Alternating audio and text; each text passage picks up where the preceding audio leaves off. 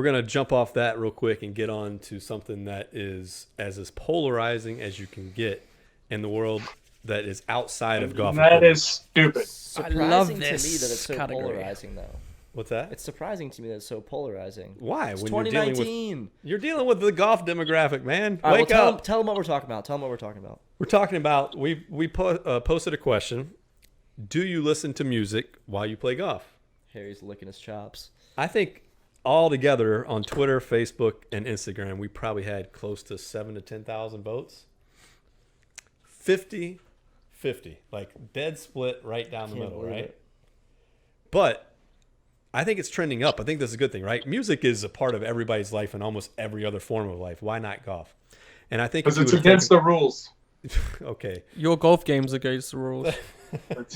10 years ago, though, So if music we would might have help taken you. 10 years ago, if we would have done this poll Oh, and it would have said, been completely opposite. how many golfers listen to music on the golf course? What do you think the number would have been? 99.9% say no. Yeah. I say 95.5 maybe Yeah. because there was one guy I knew named Vance that had What do the... you have? Cassette No, he had player? this little thing called the Baby Boom. It was like this little miniature Did he stereo plug his system. iPod Mini into it? No. I don't know how he did it. But it played music. Hey, play music. And he was the only guy I'd ever heard of that ever played Well, music. now- But he also was the only guy that I've ever seen jump into a pond with a sparkler sticking out of his butt for July 4th. So that was the one guy that played music back then. Now, a lot of people are playing music. They're building golf carts with speakers in them. And We just got new golf TVs. carts at the club. You can actually... Don't tell the older demographic this, man. I'm just saying... Against the rules. Dude, we test trends, and you're part of my golf spy, and this is a trend. Last year- like it or not, this is happening. Last year, a guy got so pissed that he said he was going to bring his gun onto the golf course Yeah. and use it against anyone that was playing music on the course. That's unnecessary. So you listen to music on the course, right? Seems If I don't excessive. have music, it's a not fun day. Okay, you listen to music. I listen to Do you- music if I play golf. Sam, Tony, do you enter scores on days you listen to music? Actually, I don't enter any scores. I need Oh, to you're keep one my of those guys. I need to keep my handicap as close to 0 as I can, so I let the club do that. Tournament rounds, things like that. sandbaggers getting you. The sandbaggers are getting me hard, man. Here's the thing: is tournament settings. I believe you shouldn't have music because it's tournament settings. God, I'd love to. Dude, if you go out with your buddies, you get shit faced. Why not have some music? Like, you can drink on the golf course, which technically is out of protocol for when it first came about, when golf first came about. Like, no one drank unless it was before. Actually, no, I take I that don't back. know that there's a rule against drinking on the golf course, though. So No, that's there fine. not. But But you're saying, Tony, that there's a rule against speakers and just 4 dudes going out to play golf rounds? If you're going to enter a score, yes. yes, Oh, but if you're you- not going to enter a score Yeah, if you're you're just just- around for your buddies. Well, that's the thing, right? And that's always the defining line, right? Is people forget that some people play golf for fun. Wait, And that means that don't my give a handicap shit should be way about higher their than it is. scores or 'Cause just when I out do having enter- a good time rather than to post a number or whatever. So yeah, I mean, Golf's, I am certainly not going to be the guy that's like, I'm putting a score today. We're not listening to music. I'm not going to be that guy. I've played with you. I think you might say that to somebody. No way. Yeah. I would, if I was in this tournament a couple weeks ago. If I could have played music during the round, I would have loved to. The one argument I can see is that people that are playing on another hole, when they say, listen, play music all you want, I just don't want to hear it, right? Yeah. I can kind of understand Yeah, that. I get that, but a lot of the people out there, a lot of the golfers out there are actually just, including Tony's dog, a lot of them are just playing, and you can't hear it on the other hole. You're listening to it whilst you're in the cart, and then if you're driving next to your ball's next to the cart. Well, here's why we're bringing this up. So we actually test speakers for golf. Right. We have hard good testing, which is golf clubs, drivers, down to putters. And we also have soft goods, which is everything from umbrellas to shoes to golf speakers. Mm-hmm. And last year, I think, was the second year we tested speakers. First year was last First year. year we tested speakers was last year. And I don't think people grasp how polarizing that was going to be in the readers section. The comment people section went blew up. nuts. People went Insane. nuts. over brilliant. a golf I love speaker. it. Guys threatening with guns. I mean, It got crazy, right? look how bad. So this year we're going to test Get speakers off my again. lawn. This year we're going to test speakers again, but before we do that, you're testing them next week? Not next week. It's coming up. Basically. Couple weeks, it's coming right? Up, yeah.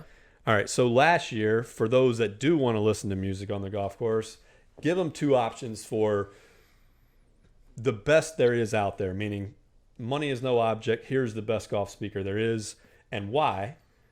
And then what is a good bang for the buck, like best value you can buy for a golf speaker? So the best speaker last year was the UE Boom Ultimate Ears.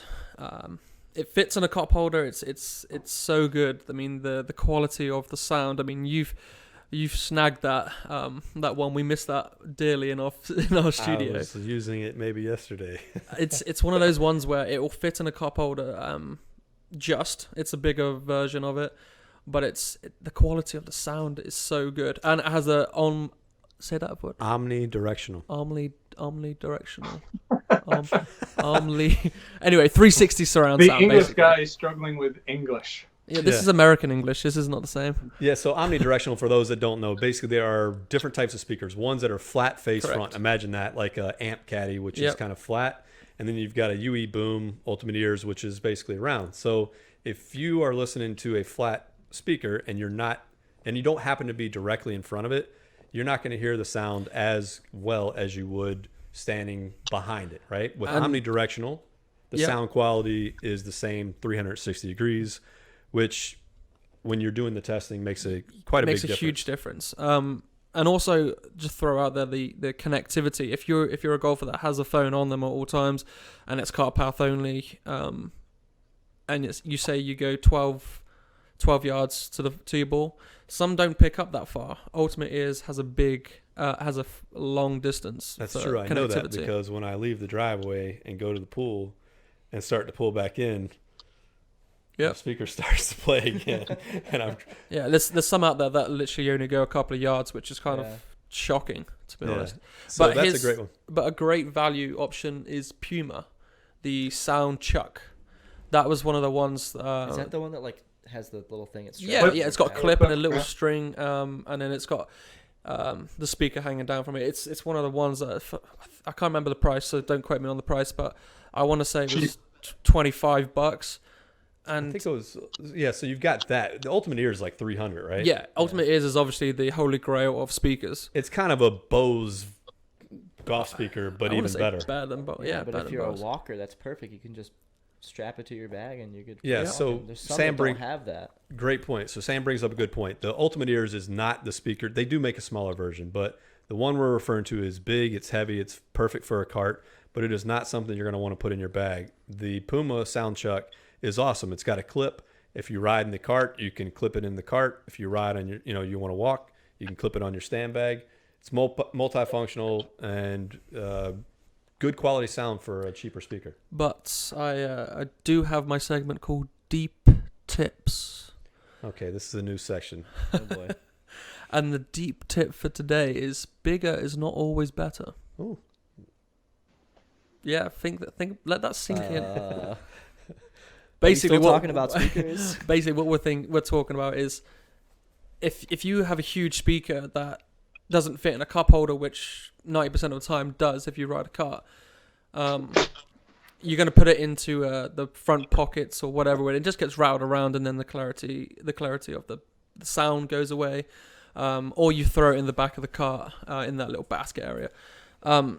You want a one that will fit in that cup holder because it's solid, it's secure. The sound's right in front of you. Sound is right there, but it's obviously surround sound, so that you got the 360 ones that perform better in that cart. Biggest ones are not always better. That is true, and they're for different purposes, right? Correct. If you know If you what know I what I'm saying. mean. So the Ultimate So we're Ears. still talking about speakers. Yes. Okay. Are you still talking about speakers? Sure.